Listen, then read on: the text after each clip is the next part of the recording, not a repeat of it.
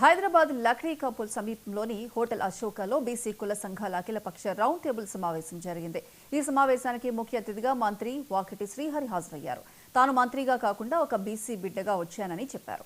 భవిష్యత్ తరాలకు న్యాయం జరిగేలా బీసీ రిజర్వేషన్లు సాధించాలన్నారు. ప్రభుత్వ survey, BC dedication commission, BC commission ద్వారా అధికారిక డేటా సేకరించి 42% రిజర్వేషన్ బిల్లును అసెంబ్లీలో ప్రవేశపెట్టామని చెప్పారు. బిల్లును కేంద్రానికి పంపినప్పటికీ 5 నెలలుగా ఎటువంటి స్పందన రాలేదని అన్నారు. అవసరమైతే అన్ని సామాజిక వర్గాలను కలుపుకొని రాష్ట్ర స్థాయిలో పోరాడతామన్నారు. అన్ని వర్గాల ఐక్యతతో కాంగ్రెస్ పిలుపు మేరకు ఢిల్లీలో ఒత్తిడి కార్యక్రమాలు చేపట్టి బీసీ హక్కుల కోసం ప్రజా పోరాటం చేస్తామన్నారు మంత్రి వాకిటి శ్రీహరి.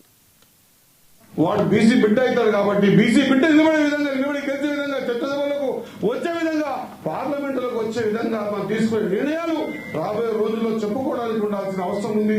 మనం కాకపోతే ఇంకొకటి చేయలేము. అది ఒకటి ప్రధానమైన అంశం.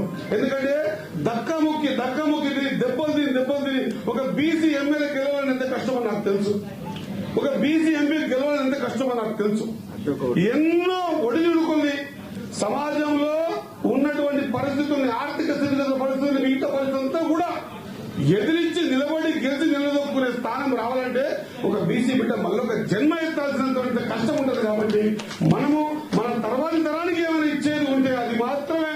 ఈ విద్యా ఉద్యోగాల్లో, ఈ రాజకీయాల్లో 42% రిజర్వేషన్ కోసం మీరు చేసుకునే ఏ కార్యక్రమానికైనా పరిపూర్ణంగా పార్టీ పరంగా మా పెద్ద హనుమంతరావు గారు ఇక్కడే ఉన్నారు. ఖచ్చితంగా ఇంకా నిర్భయంగా కొట్లాడతారు, గట్టిగా మాట్లాడతారు. హనుమంతరంగా మేమందరం ఉంటాం.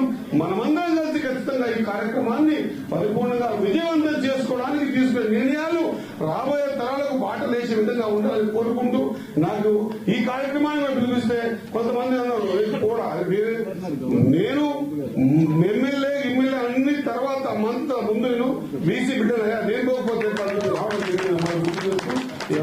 ఎవడు నిలబడ్డా